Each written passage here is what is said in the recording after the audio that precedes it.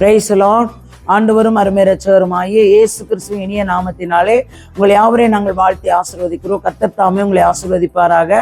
இன்றைய வாக்குத்தத்தம் எபிரேயர் 6ஆம் அதிகாரம் 17வது வசனம் 18வது வசனம் சொல்லுகிறது பாருங்க. அந்தபடி தேவனும் வாக்குத்தத்தம் பண்ணப்பட்டவைகளை சுதந்தரித்துக் கொள்ளுகிறவர்களுக்கு தமது ஆலோசனையின் மாறாத நிச்சயத்தை பரிபூரணமாய் காண்பிக்கும்படி சித்தமுள்ளவராய் ஒரு ஆணையினாலே அதை சிறப்படுத்தினார்.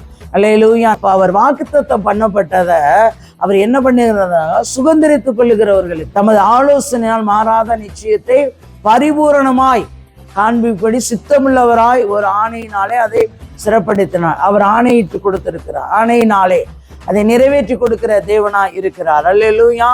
இப்ப வாக்குத்தத்தம் பண்ணப்பட்டவர்கள் அந்த வார்த்தைகள் பொய்யல்ல.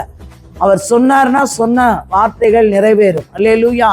அப்ப நமக்கு முன் வைக்கப்பட்ட நம்பிக்கையை பற்றி கொள்ளும்படி அடைக்கலமாய் ஓடி வந்த நமக்கு 2 மாறாத விசேஷங்களினால் நிறைந்த ஆறுதல் உண்டாகும்படிக்கு எவ்வளவேனும் பொய்யுரையாத தேவன் அப்படி செய்தார். அல்லேலூயா.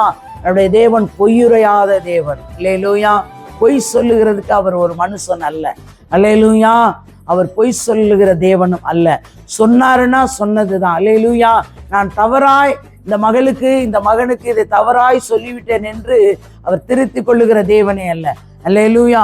அவர் சொன்ன தேவன். அல்லேலூயா. நம்முடைய இயேசு கிறிஸ்து. அல்லேலூயா. இதை கேட்டுக்கொண்டு இருக்கிற உங்கள் ஒவ்வொருவருக்கும் சொல்லி இருக்கிறார். ஆனால் வாக்குத்தத்தம் இதை செய்வேன் என்று சொன்னார். ஆனால் ஒருவேளை உங்களுக்கு தீர்க்க தரிசனமாய் சொல்லி இருக்கலாம், ஊழியர் மூலமாய் பேசி இருக்கலாம், அது எப்படி உங்கள் மூலமாக ஜெபத்துல பேசி இருக்கலாம், பேசியிருப்பார். ஆனால் சொன்னதை நிறைவேற்றுகிற தேவன் அவர் உண்மையுள்ள தேவன். அல்லேலூயா.